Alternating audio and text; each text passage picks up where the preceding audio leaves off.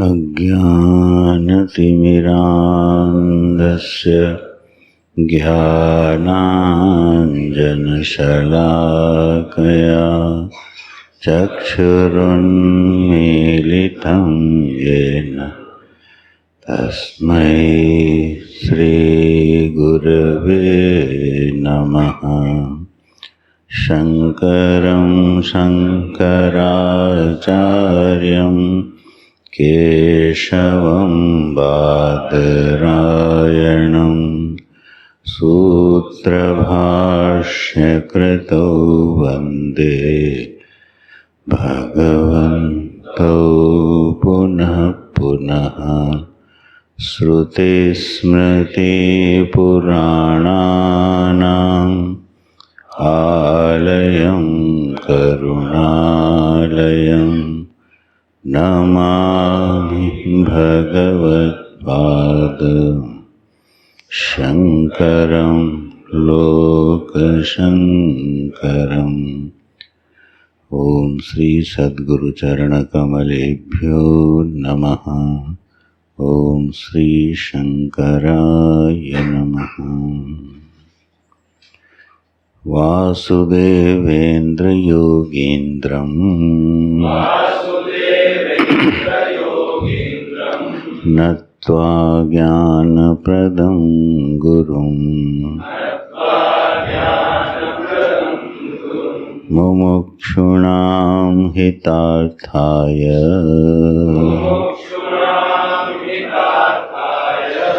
तत्त्वबोधोऽभिधीयते। तत्त्वबोधोऽभिधीयते।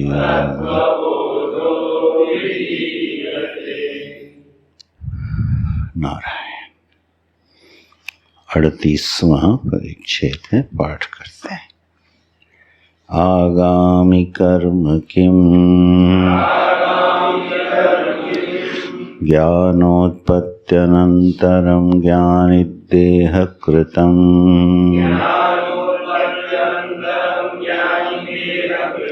पुण्यपापरूपं कर्म यदस्ति तदागामि कर्मत्यभिधीयते। तदागामि कर्मेत्यभिधीयते। संचितं कर्म किम् अनन्तकोटिजन्मनां बीजभूतं सत्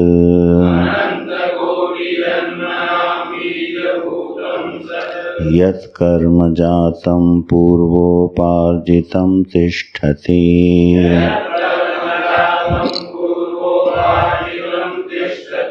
तत्सञ्चितं ज्ञेयम् प्रारब्धं कर्म किम् इदं शरीरमुत्पाद्येह लोक एव सुख दुःखादिप्रदम्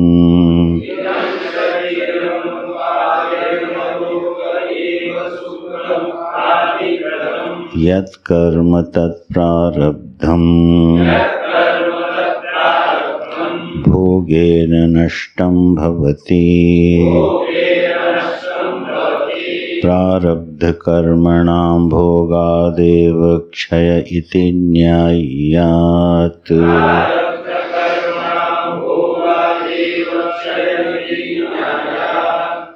संचितं कर्म ब्रह्मैवाहमिति निश्चयात्मकज्ञानेन नश्यति। ज्ञानाग्निः सर्वकर्माणि भस्मसात् कुरुते अर्जुन।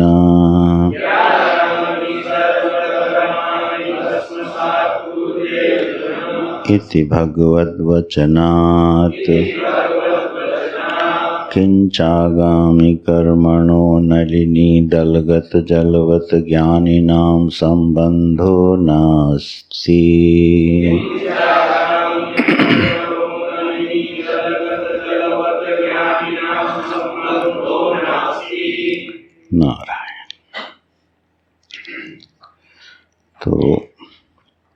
यह जो 3 प्रकार के कर्मों का विषय है, तो जीव के साथ कर्म का संबंध भिन्न होता है और ज्ञानी के साथ कर्म का संबंध भिन्न होता है।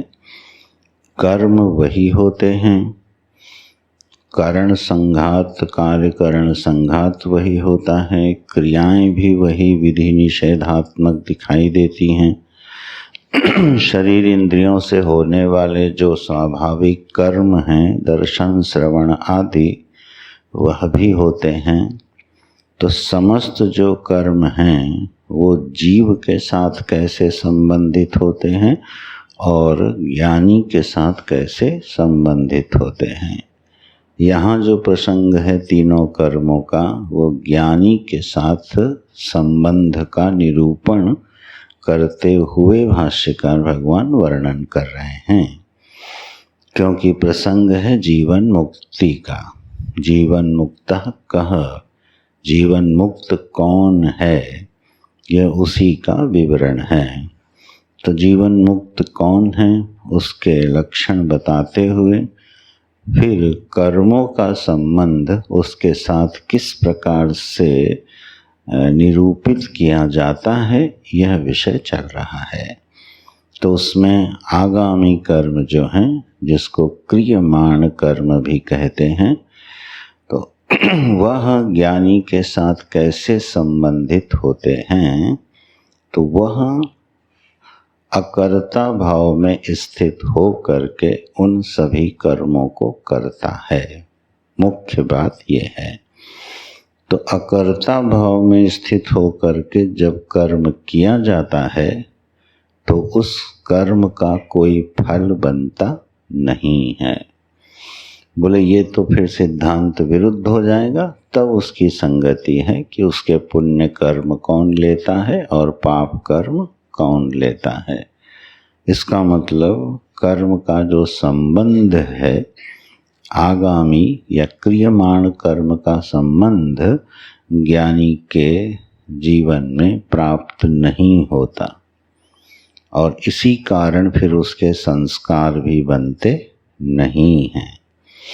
संस्कार नहीं बनते तो वह पुनः कर्म के प्रेरक नहीं बनते और उन कर्मों का कोई फल संचित नहीं होता, इसलिए उसका कोई नया प्रारब्ध नहीं बनता है। तो यह ज्ञानी की महिमा का अथवा ज्ञान की महिमा का वर्णन है कि कर्म करते हुए भी कर्म का संबंध कर्ता के साथ न होवे। तो यह 38वें परिच्छेद में आगामी कर्म का विषय पहला जो था उसका वर्णन किया। फिर दूसरा संचित कर्म है। तो संचित कर्म की परिभाषा बनी थी कि जो अनेक जन्मों का, अनंत कोटि शब्द का अर्थ हो गया असंख्य, जिसकी गणना न की जा सके, तो उसको अनंत कोटि शब्द से कहा गया। असंख्य है ये। तो असंख्य जन्मों का जो कारण होता हुआ, बीजभूतम सत, कारण होता हुआ जो रहता है, और किए हुए कर्म समुदाय का जो समूह है, माने कर्म समुदाय है, उसको कहते हैं संचित कर्म। माने ये कर्मों की एक महान राशि है। जैसे अब यह जब अनंत कोटि जन्म आता है तो इसकी संख्या इसलिए गणना नहीं हो सकती क्योंकि जीव अनादि है। तो जो अनादि है, जिसका प्रारंभ बिंदु पता नहीं है, उसकी संख्या की गणना नहीं की जा सकती। किसी भी वस्तु की संख्या की गणना तभी हो सकती है जब उसका प्रारंभिक बिंदु मालूम हो, वहीं से शुरू करके गिनती होगी।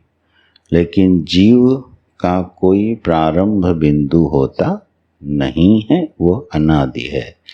तो कब से है इसका उत्तर नहीं मिलता, अनादिकाल से है। तो उसके जन्म कितने हो गए? असंख्य जन्म हो गए हैं।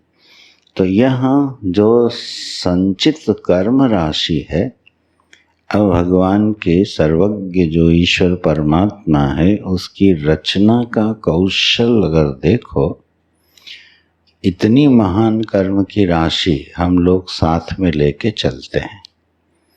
ये जो बैंक है ना, ये हमसे भिन्न कहीं नहीं है। किसी लोक में हमारे लॉकर में अलग अलग बंद नहीं है। ये सारे संचित कर्म कहाँ हैं? जीव के साथ ही रहते हैं, संस्कार राशि के रूप में। अब इन असंख्य जन्मों के असंख्य कर्मों को हम लेके चल रहे हैं, और कोई भार पता चलता है क्या? कोई बोझ पता चलता है? नहीं। ये भगवान की रचना का कौशल है कि सारी संस्कार राशि जो है वो असंख्य जन्मों की इसी जीव के साथ ही रहती है। कारण आदि शरीरों में यह राशि संचित रहती है और समय समय पर क्रियाशील होती है। तो हम जीवों का मान लो, जो समस्त जीवों का जो डेटा है वो उसी के पास रहता है, और वहीं से ईश्वर की प्रेरणा से समय पर क्रियाशील होता है, नियमानुसार क्रियाशील होता है, अनियमित नहीं है वो। उसका भी एक विधान है, एक तंत्र है ना, एक सिस्टम है। नहीं तो कारण शरीर से कब क्या निकल आए तो जीवन ही अव्यवस्थित हो जाएगा। तो वो भी बड़े सिस्टमेटिक तरीके से निकलता है कारण शरीर में। इसीलिए कभी कभी किसी को जो विभिन्न प्रकार की उपासनाएं करते हैं, कई बार कई जन्मों के संस्कार उसको विदित हो जाते हैं, तो उसको कई जन्मों का ज्ञान हो जाता है। जब भगवान वेदव्यास जी पुराण लिखते हैं तो जिस चरित्र का वर्णन करते हैं तो 3-4 जन्म से तो पहले करते नहीं हो, है ना। जो भी आप कथा देखना, उसका कोई न कोई पूर्व जन्म का इतिहास मिलेगा, फिर उसके पूर्व जन्म का इतिहास मिलेगा, है ना।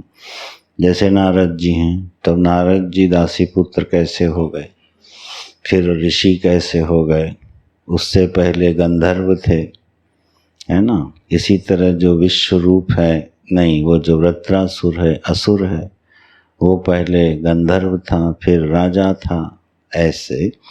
तो यहाँ जो महापुरुष होते हैं, ईश्वर कोटि के या कारक पुरुष होते हैं, उन्हें कई कई जन्मों का और कई कई कल्पों का ज्ञान होता है। तो वह कारण शरीर में स्थित जो संचित कर्म की राशि है उसी के अनुसार होता है। तो नारायण, ये हो गया संचित कर्म, यह भी हम लोगों ने कल विचार किया था। अब आता है प्रारब्धम कर्म किम, बड़ा प्रसिद्ध है ये, है ना। प्रारब्ध शब्द बड़ा प्रसिद्ध है। प्रारब्ध माने हम लोग क्या कहते हैं? भाग्य।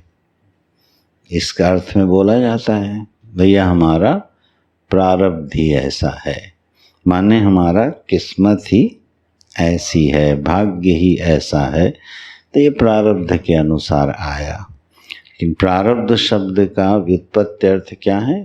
प्रकर्षेण आरब्धम, प्रारब्धम, जो अच्छी तरह से अब क्रियोन्मुख हो गया है, अपना फल देने के लिए तैयार हो गया है, उसको क्या कहेंगे? प्रारब्ध कर्म। तो जो संचित कर्म की राशि है, उसी में वह कर्मों का समुदाय जो अब क्रियाशील हो गया, माने फल देने के लिए उपलब्ध हो गया, और उसने तदनुरूप शरीर आदि का निर्माण करवा दिया, उसको बोलते हैं प्रारब्धम कर्म। तो संचित का यह क्रियाशील हिस्सा जो है उसका नाम है प्रारब्ध, ठीक है। और क्रियमाण जो है वो है आगामी, जो किया जाता है। अच्छा जी, अब इसका ज्ञानी के साथ संबंध क्या है, विषय ये है। तो पहले लक्षण करते हैं।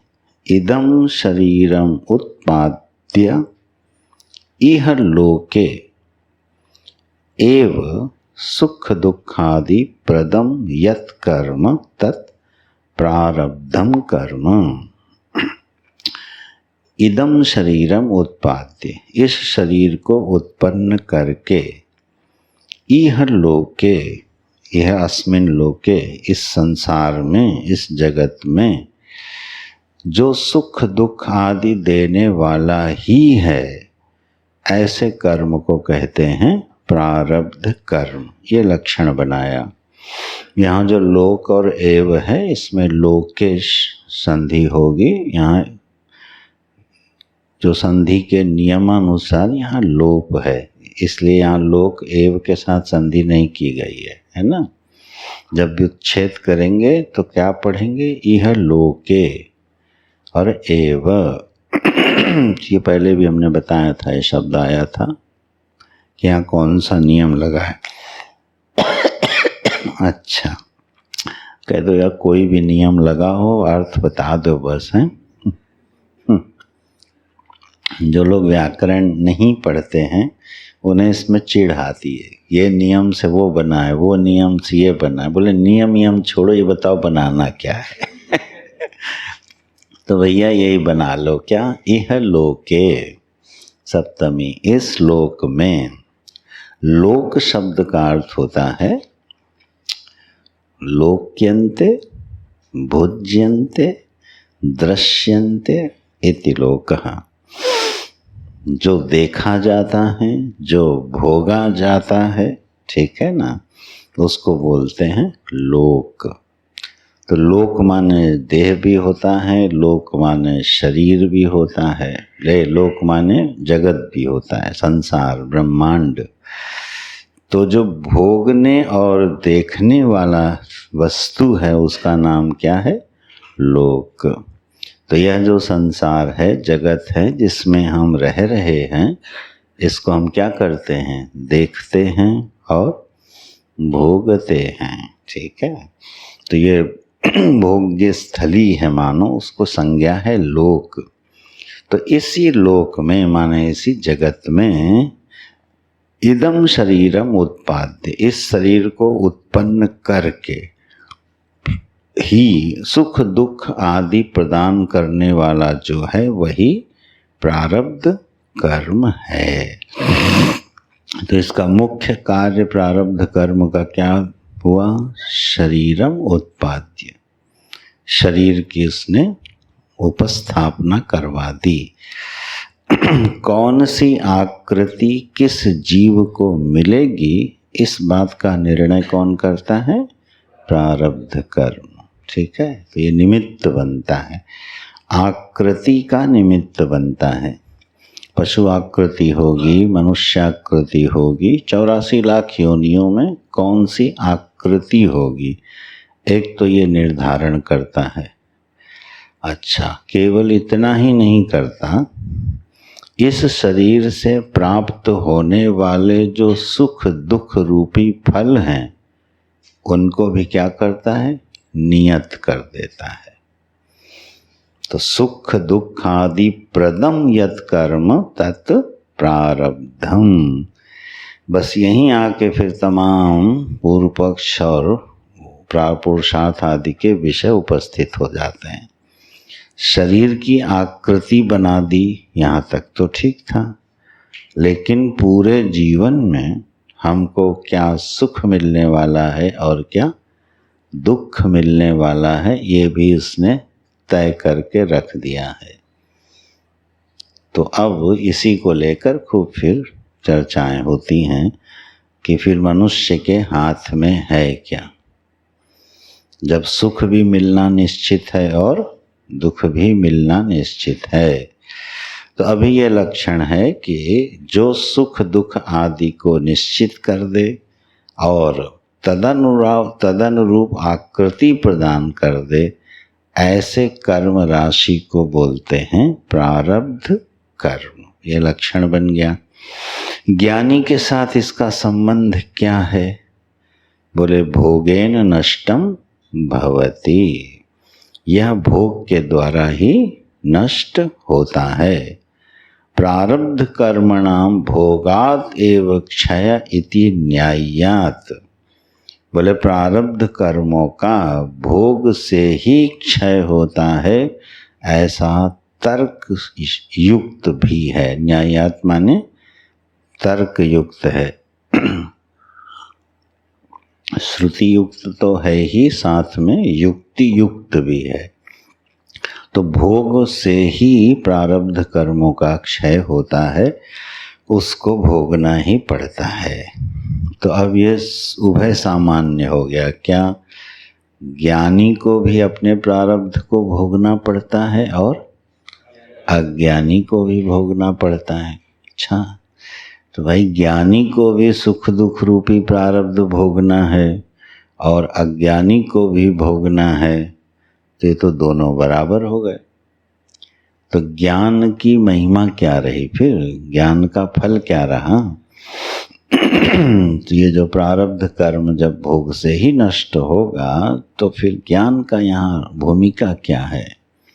तो ज्ञान की भूमिका ऐसे समझनी चाहिए, दो दृष्टियां रखना, एक ज्ञानी की दृष्टि और एक अज्ञानी की दृष्टि। ज्ञानी की दृष्टि से चीजें बिल्कुल भिन्न होती हैं और अज्ञानी की दृष्टि से उनकी व्याख्या बिल्कुल भिन्न होती है। इसीलिए इसमें हमेशा विरुद्धाभास दिखाई देता है, क्योंकि यहाँ दृष्टियां दो हैं। अज्ञानी जिसको अभी देहाभिमान निवृत्त नहीं हुआ है, तो वह अपनी उपमा बना के ही व्याख्या करेगा। ठीक, अपनी उपमा से ही व्याख्या होती है। देहाभिमानी जो भी व्याख्या करेगा, मान लो ज्ञानी के आनंद की व्याख्या करनी है किसको? अज्ञानी को, तो कैसे करेगा? अपने आनंद की उपमा बनाएगा और फिर उसी के अनुसार एक परिभाषा बनाएगा। ठीक है, तो अलग अलग परिभाषाएं बन जाती। इसीलिए तो अज्ञ की दृष्टि से देखना और विज्ञ की दृष्टि से देखना, इन दोनों में विभाग रखना है ना। जैसे पृथ्वी लोक पर रहने वाला व्यक्ति जब सूर्य को देखता है, तो सूर्य का उदय भी है और सूर्य का अस्त भी है पृथ्वी लोकवासी के लिए। लेकिन सूरज के लिए कोई उदय अस्त है? सूरज के लिए कोई उदय अस्त नहीं है। सूरज से अगर व्याख्या करने को कहोगे तो कहेगा ना उदय है और ना अस्त है। पृथ्वी लोकवासी जब व्याख्या करेगा तो क्या कहेगा? सूर्य का उदय भी है और सूर्य का अस्त भी है। तो दृष्टि बदल गई, घटना एक है। और भिन्न भिन्न ग्रहों में रहने वाले जो लोग हैं, उनको सूर्योदय और सूर्यास्त भिन्न भिन्न दिखता है कि नहीं? अरे जो लोग स्पेस में जाते हैं वो कितने बार सूर्योदय देखते हैं? हर 2 घंटे में सूर्योदय होता है, फिर अस्त होता है, फिर 2 घंटे में सूर्य के 24 घंटे में कहो 12 बार सूर्योदय हो जाए जो लोग स्पेस में रहते हैं। तो यहाँ भिन्न भिन्न दृष्टि किसकी है? अब झगड़ा मच सकता है किनके बीच में? स्पेस वाला कहेगा 24 घंटे में 12 बार उदय होता है, पृथ्वी वाला कहेगा 1 बार उदय होता है। और हो सकता है दोनों में तलवारें खिंच जाएं। ठीक, वो कहेगा मैंने देखा है, वो कहेगा मैंने भी देखा है। ठीक है, तो इस तरह से यह अज्ञ की जो दृष्टियां होती हैं वो अनेक हो जाती हैं। ज्ञानी की दृष्टि से अगर हम इन पर विचार करें तो उसकी दृष्टि में ये तीनों नहीं होते हैं, ना संचित होता है, ना आगामी होता है, ना प्रारब्ध होता है। इसका एक स्वामी जी बड़ा अच्छा दृष्टांत देते थे। ये एक व्यक्ति है और उसके 3 पत्नियां हैं, ठीक है, और वो व्यक्ति मर गया तो 2 तो विधवा हो गई, 1 सधवा बनी रही। दो तो विधवा हो गई और एक सधवा बनी रही। क्यों भाई? तो संचित कर्म चले गए ज्ञान से, आगामी कर्म भी कोई प्रभाव नहीं कर रहे हैं, केवल प्रारब्ध भोगना पड़ता है ज्ञानी को। तो ये वही बात है, दो तो विधवा हो गई और एक सधवा बनी। अरे जब भोगने वाला ही नहीं बचा तो कौन सा कर्म भोगेगा? तो उसकी दृष्टि से, किसके? ज्ञानी की दृष्टि से तीनों कर्मों का कोई अस्तित्व होता नहीं है। तो बोले वो तो तभी समझ में आएगा जब ज्ञानी हो जाओगे। ठीक है, तो ब्रह्मविद ब्रह्मैव भवति, ब्रह्म एव ब्रह्म जानाति, ब्रह्म ही ब्रह्म को जानता है। बोले वो तो ठीक है, हमारे हिसाब से बताओ। बोले तुम्हारे हिसाब से ये है कि प्रारब्ध जो है वो भोग से ही नष्ट होता है, क्योंकि इस शरीर को बनाने वाले जो कर्म हैं, सुख दुख देने वाले जो कर्म हैं, वो क्रियाशील हो चुके हैं।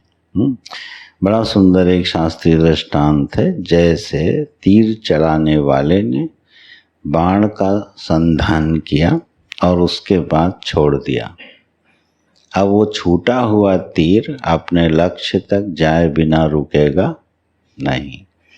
इसी तरह है, संचित कर्म से प्रारब्ध क्या हुए? निकल पड़े। अब वो अपना काम किए बिना लौटेंगे नहीं। तो यह जो कर्मों की राशि है, जो क्रियाशील हो चुकी है, उसने हमें एक शरीर बना दिया, एक परिस्थिति दे दी, और उसके बाद सुख और दुख देने वाला है। ये सुख दुख आदि प्रदम, यहाँ आदि शब्द से क्या लिया जाए? आदि शब्द का कोई अर्थ निकलेगा? हाँ निकलेगा जरूर, जब लिखा है।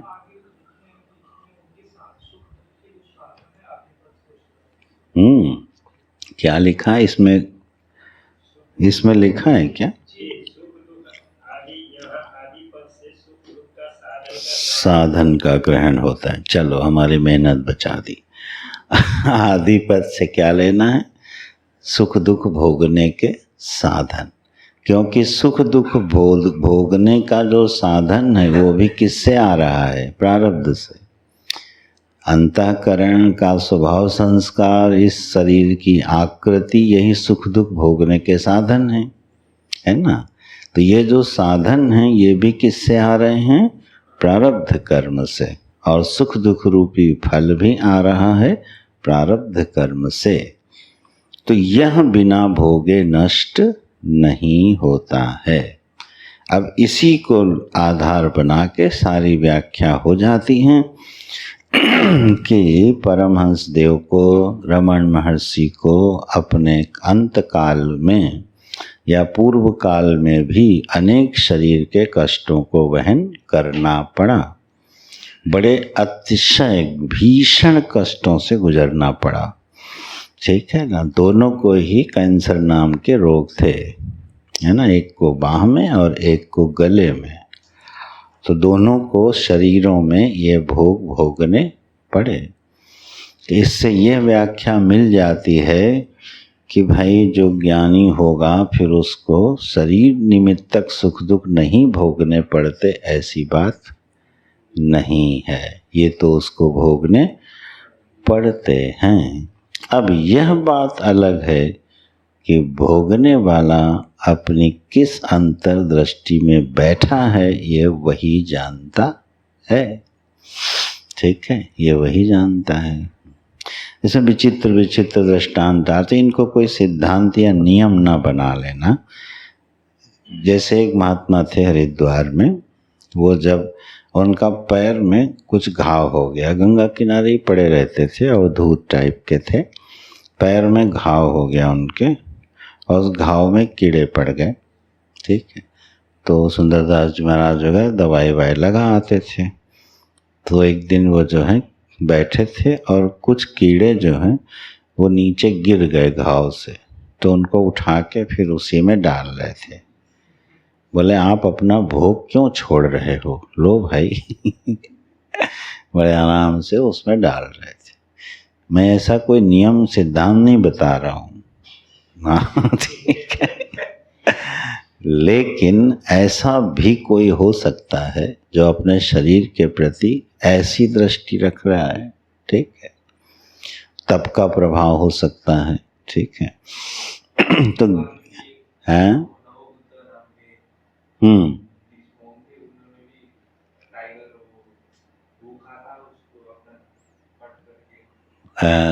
शरीर दे दिया, बिल्कुल। तो ऐसा हो सकता है, लेकिन मैं नियम सिद्धांत इसलिए नहीं कहूँगा, ये धर्मनिष्ठ तपस्वी भी कर सकता है, करुणामय व्यक्ति भी कर सकता है। जैसे रंती देव की कथा आती है ना, उन्होंने अपने शरीर के टुकड़े काट के रख दिए, तो धर्मनिष्ठ थे, कर्तव्यनिष्ठ थे। एनीवे, हम सिर्फ ये कहना चाहते हैं कि यह जो शरीर है ये घटवत दृश्य है, इस पर ज्ञानी की दृष्टि क्या होती होगी, ठीक है ना। तो ये दृश्य होने से और एक मशीन मात्र होने से ज्ञानी का इस शरीर के साथ कोई संबंध रहता नहीं है। जो कष्ट, पीड़ा, सुख, दुख आदि दिखते हैं वो सब प्रातीतिक होते हैं, ठीक है। इसको कभी अपने जीवन में समझना हो, दुख को प्रतीति बनाने से पहले सुख को प्रतीति बना लेना। या अगर अभ्यास करना हो कि कैसे सुख दुख से ऊपर जाया जाए, तो उप अभ्यासों में, अवान्तर अभ्यासों में यह अभ्यास भी काम देता है। जिस समय सुखानुभूति हो रही हो, उस सुखानुभूति को उसी क्षण बाधित कर दो। क्या है ये? प्रातीतिक है, ठीक है। माने उसमें बहुत ज़्यादा सुखी होने की ज़रूरत नहीं है। अब किसी को ये समझाओ तो कहेगा महाराज जीवन में कुछ तो सुख मिलते हैं, और वो भी कह रहे हो इनको प्रातीतिक समझ के छोड़ दो। जो 2, 4, 10 सुख मिल रहे थे वो उस पे भी आपने क्या किया एक आदमी जो है उसके 8 नंबर का जूता आता था, वो 7 नंबर का पहनता था, सुना है ना, 7 नंबर का जूता, और दिन भर कष्ट में रहता था। तो किसी ने आके उससे पूछा, अरे भाई जब 8 नंबर का आता है तो 7 नंबर का क्यों पहनते हो? तो बड़ा नाराज हो गया। बोले तुम हमारे सुख से ईर्ष्या करते हो?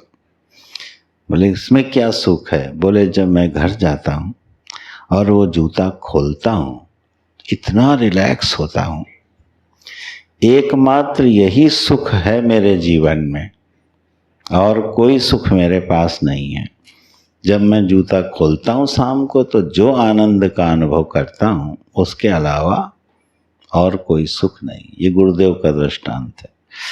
बोले इस चमड़े के जूते में तुमने क्या किया है? अनंत को ठुसा के रखा है जो अनंत सर्वव्यापी, जिसकी गोद में सारी सृष्टि खेलती है, उसको इस चमड़े के जूते में क्या किया है? ठूंस दिया है। तो कसक मसक तो होगी ना। ये महापुरुषों के बनाए दृष्टांत है। माने इससे इस देह के साथ जिसने मोहब्बत की वो मारा गया, ये अपना समझ लेना चाहिए। इस देह के साथ जो प्रेम है वह प्रेम वांछित नहीं है। फिर दूसरी चीज ध्यान देना, क्या इसके साथ उपेक्षा वांछित है? ना उपेक्षा वांछित है, ना प्रेम वांछित है। क्या वांछित है? असंगता। मैं इससे प्रेम नहीं करूंगा तो अब इसको सताऊंगा। अब ऐसे भी लोग हैं जो फिर इस देह को क्या करते हैं? खूब सताते हैं। संबंध कहाँ टूटा? चाहे आप सताओ तो भी देह से जुड़े हो, और चाहे आप इसका पोषण करो तब भी देह से जुड़े हो। ज्ञानी की दृष्टि ये नहीं है, न वो इसको सताता है और न इसको प्रेम करता है। तो प्रारब्धानुसार उसके जीवन में जो जो भी सुख दुख, मान अपमान आदि विषय भोग आदि आते और जाते रहते हैं। तो भोगेन नष्टम भवति, प्रारब्ध कर्म जो है किससे नष्ट होंगे? भोग से ही नष्ट होंगे और कोई उपाय इनका नहीं है। प्रारब्ध कर्मणाम भोगात एव क्षय इति, बिल्कुल जोर दे के मान लो, जैसे बिल्कुल स्टैंपिंग कर दी कि भाई प्रारब्ध कर्मों का क्षय तो भोग से ही होता है। चलो ये तो हो गई ज्ञानी की दृष्टि। जीव की, अज्ञानी की दृष्टि प्रारब्ध को लेके क्या बननी चाहिए? जो कर्म, जो सुख दुख उसके जीवन में आने वाले हैं वो तो उसको भोगना है। सुख आएगा तो सुखी होगा, दुख आएगा तो दुखी होगा। तो क्या एक विवशता का जीवन हो गया?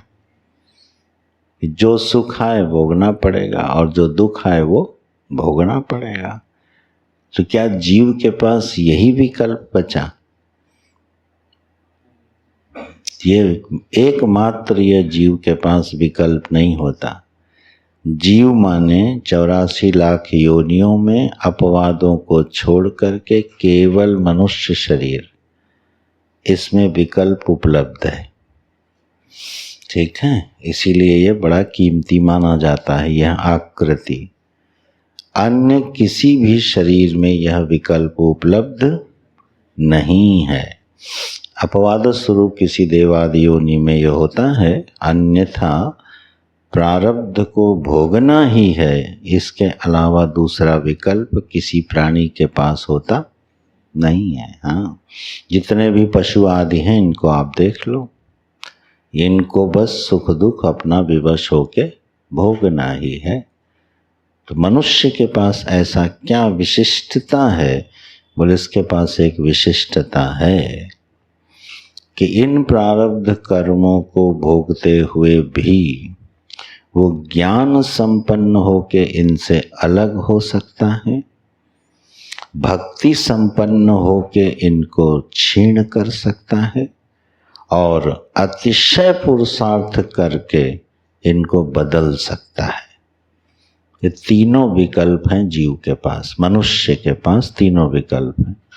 हम और आप या कोई भी देहधारी विवश नहीं है, मजबूर नहीं है मनुष्य कि उसको ये सब, नहीं तो पुरुषार्थ नाम की कोई चीज बचेगी नहीं, कोई चीज पुरुषार्थ नाम की नहीं बचेगी।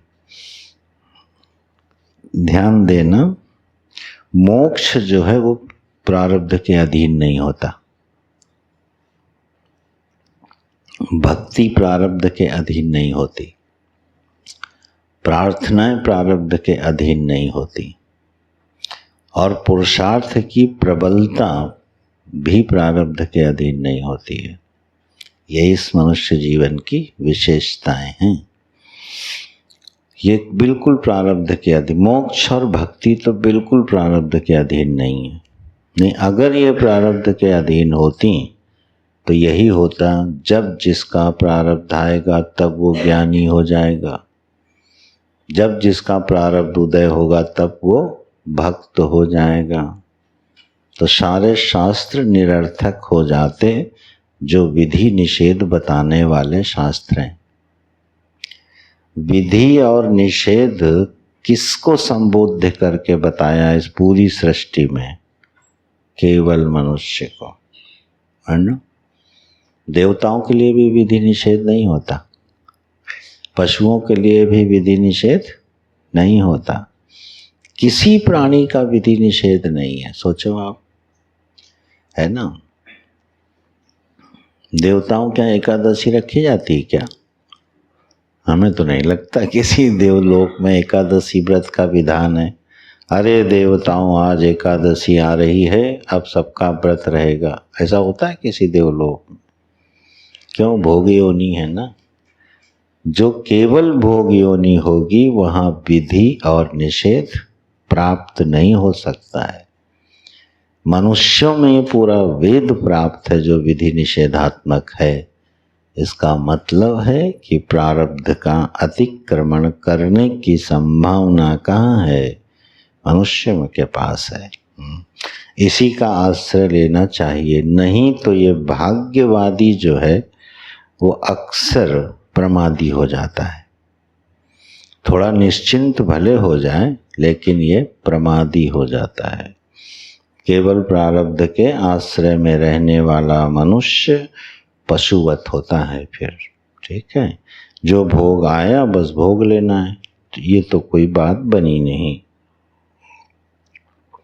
तो जीव को जो देहाभिमानी है उसको यहाँ दृष्टि रखनी चाहिए। एक बार इस पर संतों के बीच बड़ी गहन मीमांसा हुई कि मोक्ष प्रारब्ध के अधीन क्यों न माना जाए। बड़ी विस्तार पे बहस छिड़ी थी इस पर। बोले जो मोक्ष के साधन हैं वो तो शरीर ही है ना, और शरीर किसके अधीन है? प्रारब्ध के। तो शरीर प्रारब्ध के अधीन है और मोक्ष का साधन कौन है? शरीर। तो अंततोगत्वा मोक्ष किसके अधीन हो गया? प्रारब्ध के। बड़ी जबरदस्त चर्चा छिड़ी थी। उसका जो निर्णय निकला था वो ये निकला था, क्योंकि मुक्ति त्रिगुणात्मक नहीं है इसलिए वो प्रारब्ध के अधीन नहीं है। अगर त्रिगुणमयी सृष्टि के अंतर्गत मोक्ष होता तो प्रारब्ध के अधीन सिद्ध हो सकता था, लेकिन यह मोक्ष कैसा है?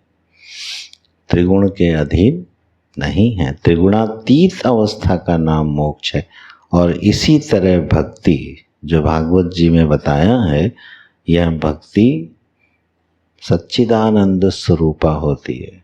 ये श्लोक आता है महात्म्य में, जहाँ पर चिन्मय परमात्मा ने ऐसी भक्ति का सृजन किया। वह भक्ति जो है वो त्रिगुणातीत भक्ति है। महात्म्य प्रसंग में श्लोक देखना कि भगवान ने उस परमानंद प्रेम रूपा में किस तरह भक्ति का सृजन किया। तो दोनों ही त्रिगुण के अंतर्गत नहीं आते। प्रारब्ध के अधीन कौन आएगा? जो त्रिगुण के अंतर्गत होगा। तो ये स्थूल शरीर, सूक्ष्म शरीर, कारण शरीर, अवस्थाएं, कोष, संस्कार, लेना देना, कर्म, ये सब के सब क्या हैं? त्रैगुण्य विषया वेदाः। और अर्जुन तुम क्या बनो? निस्त्रैगुण्यो भवार्जुना। इससे पार निकलो। तो यह जीव की देहाभिमानी की जो दृष्टि है वो बिल्कुल प्रारब्धवादी मात्र नहीं होनी चाहिए। उसमें पुरुषार्थ का अंश जोड़ के रखना चाहिए और उसके अनुरूप प्रयत्न करना चाहिए। और ज्ञानी की दृष्टि में तो जय जय सीताराम, कुछ होता ही नहीं है। प्रारब्ध आदि पर ज्ञानी बात करते हुए सिर्फ हंसता है। अच्छा भाई मान लो, हाँ बाबा जी अब आपका प्रारब्ध ऐसा शरीर का है। हाँ हाँ बिल्कुल है। तुम्हारे जैसे चेले मिले ये भी हमारा प्रारब्ध ही है।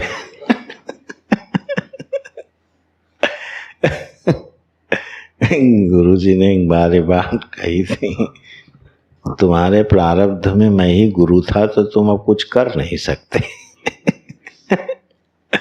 किसी विषय पर बोला था। तो भैया ये प्रारब्ध की भूमिका जीवन में क्या है, ये दोनों दृष्टि से समझ लेना। ज्ञानी की दृष्टि से जब समझना तो अभ्यास हो जाएगा हमारा, है ना। मेरा कोई प्रारब्ध नहीं है, ये मुझे स्पर्श नहीं कर सकता, इसका संबंध अविद्या अज्ञान जीव से है और मैं उससे अतीत वस्तु हूँ। ऐसा अभ्यास करना चाहिए ज्ञानी के संदर्भ में जब कर्म की बात आए तो, और अज्ञ के जो अज्ञानी के संदर्भ में आए तब फिर यह दृष्टि रखनी चाहिए। पुरुषार्थ पर थोड़ा आश्रय रखना चाहिए। तो ये हो गए 3, आगामी कर्म, संचित कर्म और प्रारब्ध कर्म।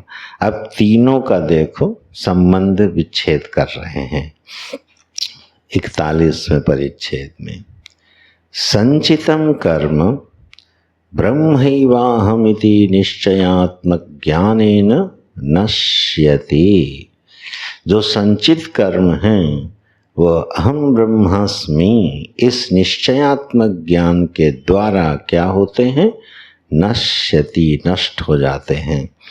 और गीता जी का श्लोक प्रमाण में दे दिया, ज्ञानाग्नि सर्वकर्माणि भस्मसात् कुरुते अर्जुन इति भगवत वचनात् गीतायाम शास्त्रे। गीता जी में भगवान ने गरजते हुए मानो कहा हो, अर्जुन ज्ञानाग्नि सब कर्मों को क्या करती है? भस्म कर देती है।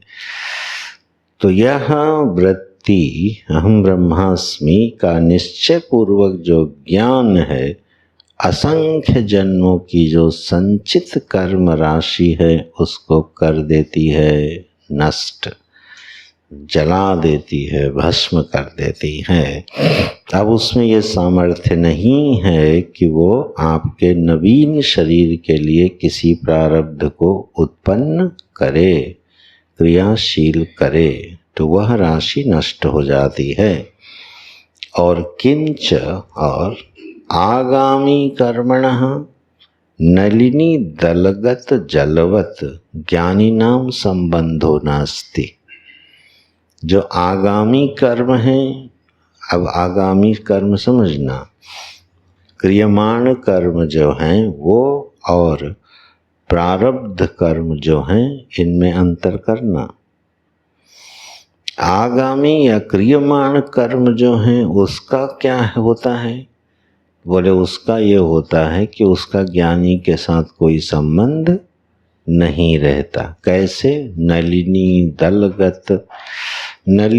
दलगत जलवत, जो कमल होता है जैसे जल में रहता है और जल उसको स्पर्श नहीं करता है, इसी तरह वह क्रियाशील होता हुआ, कर्म करता हुआ दिखने पर भी उसके कर्म का कोई संबंध होता नहीं है।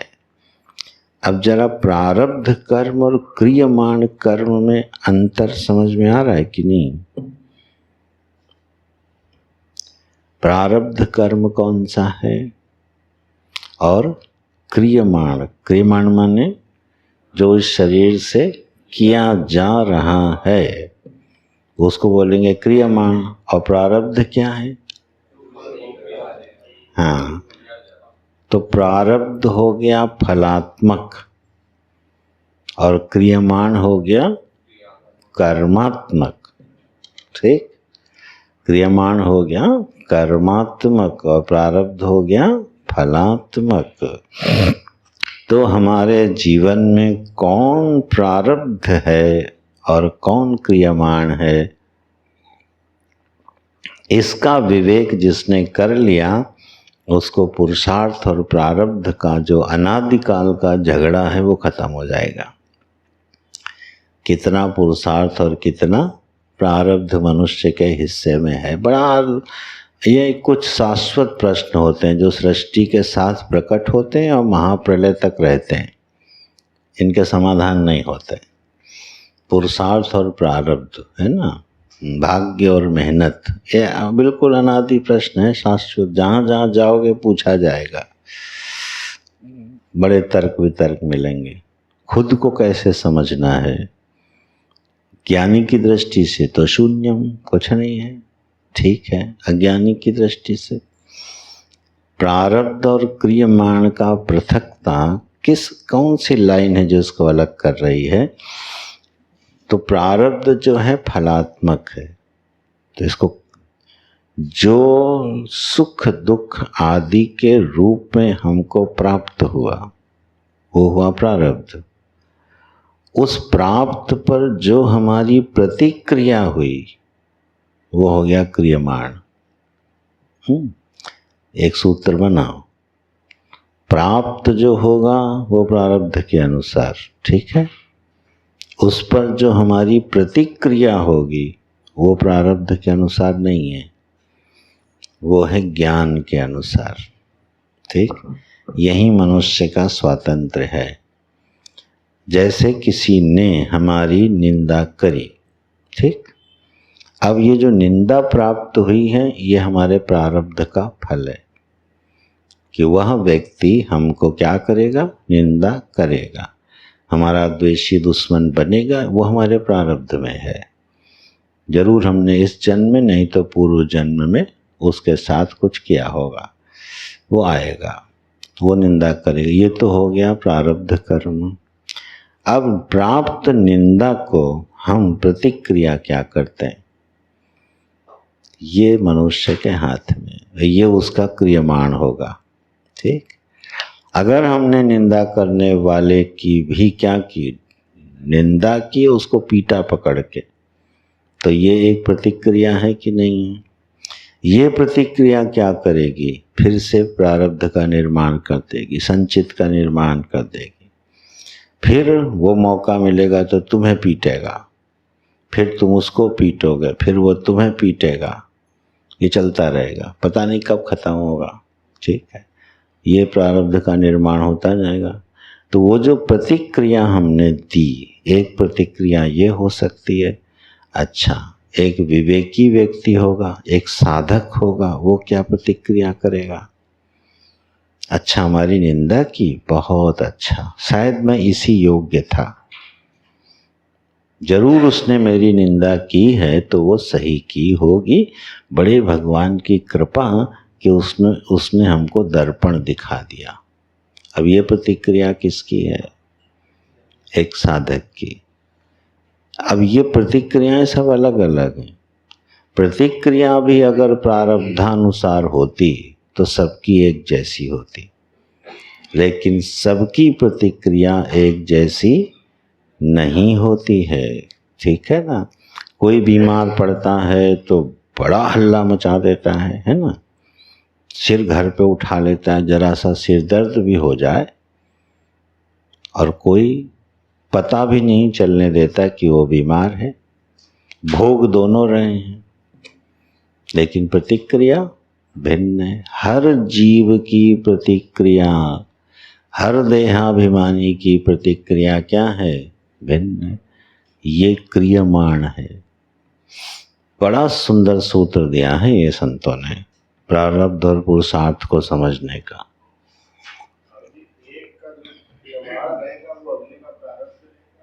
हाँ हाँ, अब यहाँ उलझेगा, वेरी गुड, बढ़िया, ऐसे उलझाना चाहिए। हमारा क्रियमाण जो है वो क्या है, हमारी प्रतिक्रिया क्या है, अगले का भी तो प्रारब्ध है। प्रारब्ध हमेशा संयुक्त रूप से भोगा जाता है, प्रारब्ध अकेले नहीं भोगा जाता, ठीक है। प्रारब्ध भोगने के लिए कोई अन्य चाहिए, तो वो जो दोनों अन्य में जुड़े हुए हैं, अब ध्यान देना यहाँ पे, अगर उसका प्रारब्ध अतिशय प्रबल है कि वो मेरे द्वारा पीटा जाए, तो वो मेरे ज्ञान को ढकेगा, मेरी प्रतिक्रिया को ढक देगा। जो समझदारी की प्रतिक्रिया होनी चाहिए वो वहाँ पर नहीं होगी। इसमें निमित्त क्या बना, उसका प्रारब्ध निमित्त बना, ठीक है ना। तभी व्यक्ति कहता है यार मैं चाहता नहीं हूँ कि तुम्हारे ऊपर क्रोध करूं, लेकिन तुम मजबूर कर देते हो, बोलते हो ना। इसका मतलब वह व्यक्ति अपना प्रारब्ध भोगने हमारे साथ जुड़ा है और प्रबल रूप से जुड़ा है, तो वो हमारी समझ को क्या करेगा, विचलित करेगा। अब यहाँ अगर पुरुषार्थ हमारा और प्रधान है, समझ हमारी और प्रधान है, तब हम क्या करेंगे, अपनी प्रतिक्रिया संभाल लेंगे। तो जब हमने प्रतिक्रिया संभाल ली तो उसका क्या हुआ, बोले फिर प्रकृति उसके लिए नई व्यवस्था करने वाली है, गहना कर्मणो गति, ये जाल बनता जाएगा, ठीक है।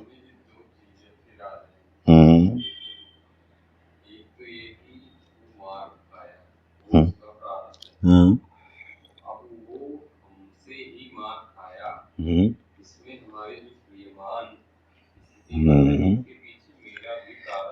हाँ।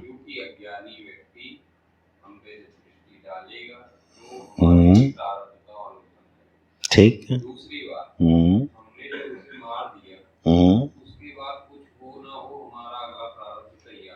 ठीक है, तो यही तो श्रृंखला चलती रहेगी। प्रश्न क्या है ये बताओ। प्रश्न तो ये था कि मेरा क्रियमान, ऐसा नहीं, मतलब मेरा क्रियमान जो है वो उसका प्रारब्ध, तो उसके प्रारब्ध में हमें मजबूर किया, ऐसा नहीं कह सकते ना। हमारा भी प्रारब्ध है, तभी तो हमारा, तो दोनों का संयुक्त बन के एक दूसरे को विवश करता है।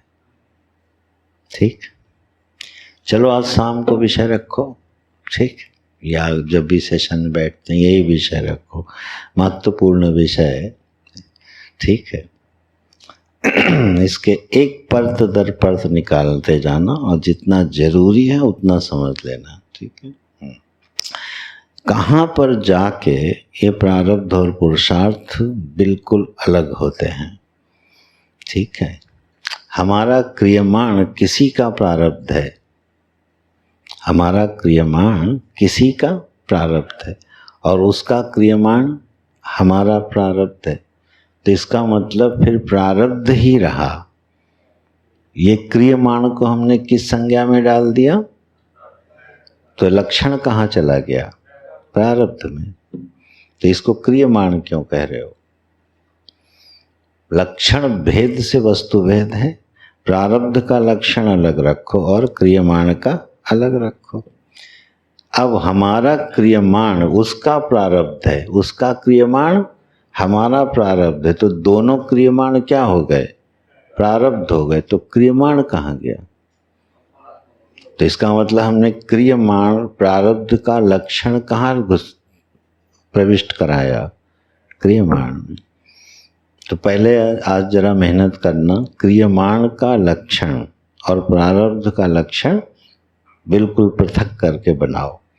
दो लक्षण पृथक कर लो तो ये विषय थोड़ा और आसान हो जाएगा।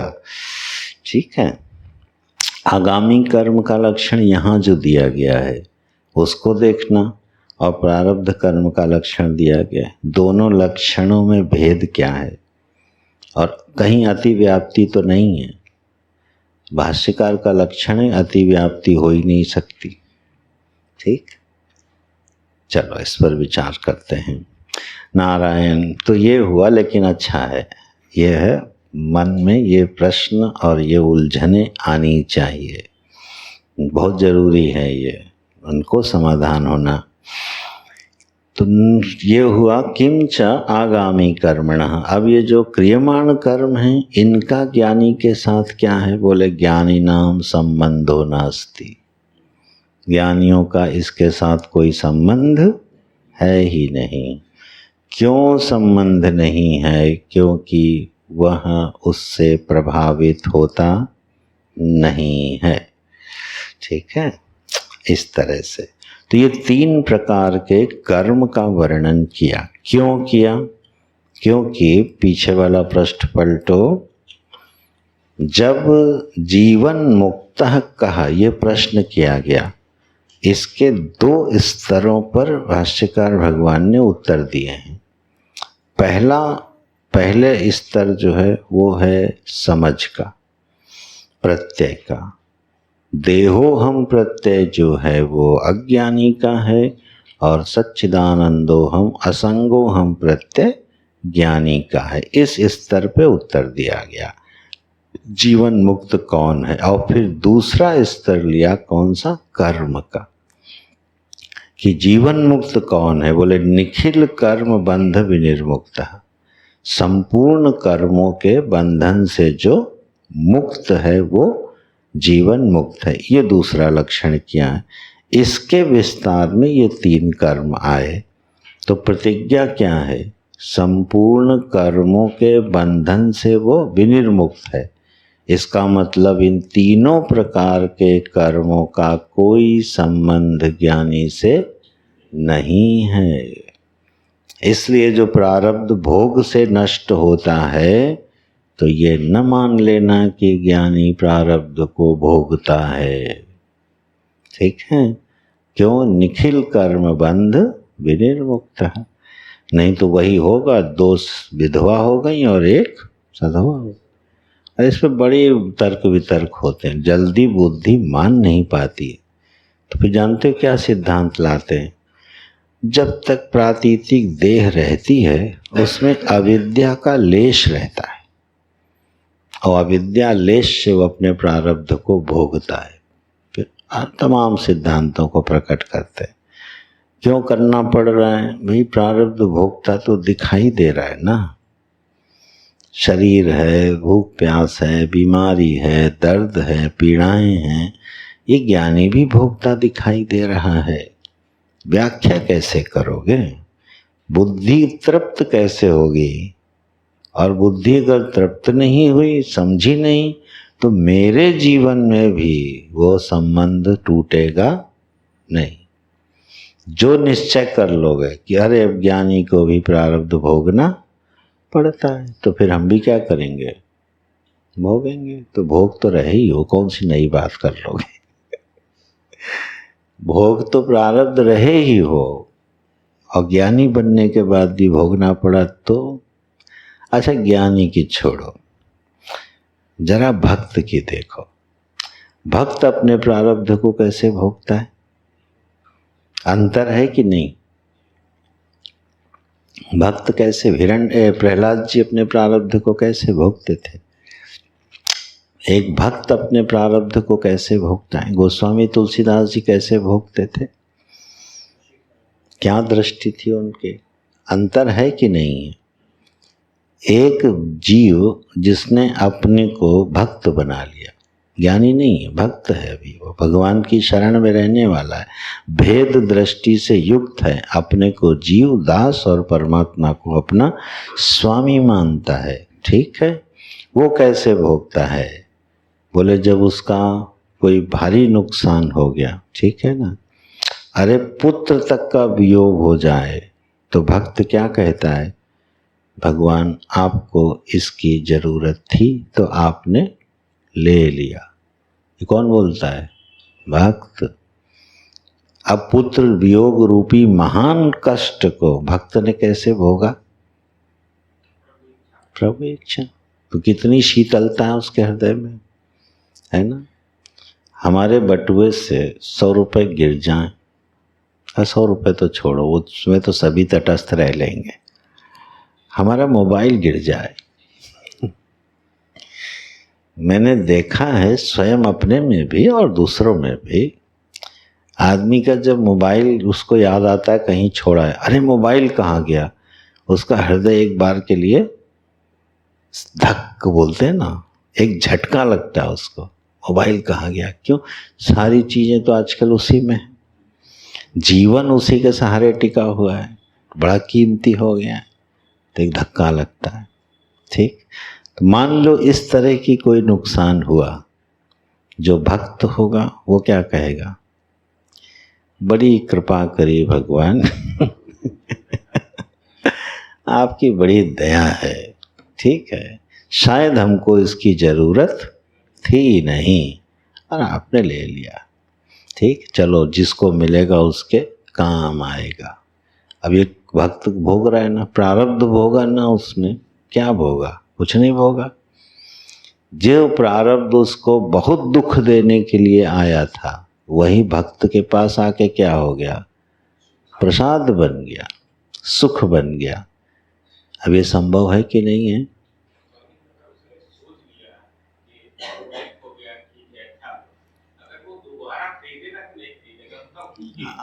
हाँ हाँ, अगर वो खो गया और उसको ज़रूरत है तो जानते हो क्या कहेगा? अरे भाई, हमसे ज़्यादा जिसको ज़रूरत थी उसके पास चला गया, और अब हमको जब ज़रूरत होगी तो हमारे पास फिर आ जाएगा। भक्त की सोच बड़ी मज़ेदार होती है। अरे नारद परिव्राजको उपनिषद में सन्यासी के लिए लिखा है कि दिन में अगर 2 बार गाली न खाए तो समझो भगवान की कृपा नहीं उस पर ये नारद परिव्राजको उपनिषद का वाक्य है। जो सन्यासी बना, ब्रह्म ज्ञान में रमण करने का इच्छुक, अगर दिन में 2 बार अपमानित ना हो तो समझना भगवान ने कृपा नहीं करी। क्यों? जब जब अपमानित होगा अहम का बोध प्रगाढ़ होगा। सम्मान में वो भ्रमित हो सकता है, मैं असंग हूँ, मुझे नहीं चाहिए, सच में हो सकता है नहीं चाहिए, लेकिन अपमान में अहम पे बड़ी चोट पड़ती है। तो जैसे ही दिन में 2 बार अहम पे चोट पड़ेगी वो अंतर्मुखी होगा। अच्छा, अभी भी तुम जिंदा हो? सन्यासी क्या कहेगा यदि अभी भी तुम जिंदा हो, अभी भी तुमको अपमान बोध हो रहा है? ये भगवान की कृपा हुई कि नहीं? उपनिषद का वाक्य है ये। तो नारायण, बात यह है कि जीवन को हम लेते किस तरीके से, जिस तरह से हम जीवन को लेंगे वो हमारी प्रतिक्रिया होगी, और उस प्रतिक्रिया का नाम होगा क्रियमाण कर्म। जरा अंतर करके लाना आज से कल तक। प्रारब्ध का स्पष्ट लक्षण बनाना और क्रियमाण का स्पष्ट लक्षण बनाना, दोनों में अति व्याप्ति दोष नहीं आना चाहिए।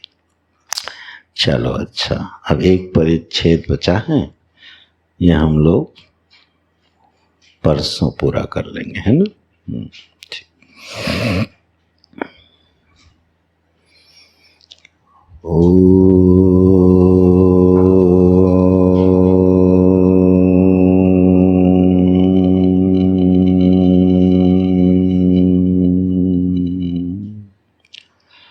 पूर्णमदः पूर्णमिदं पूर्णात् पूर्णमुदच्यते पूर्णस्य पूर्णमादाय पूर्णमेवावशिष्यते।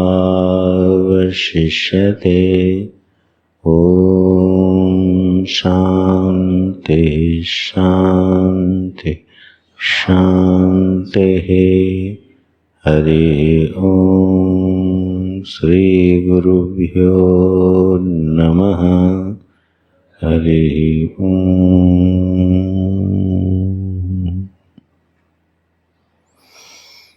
ओम तत्सत्। नारायण।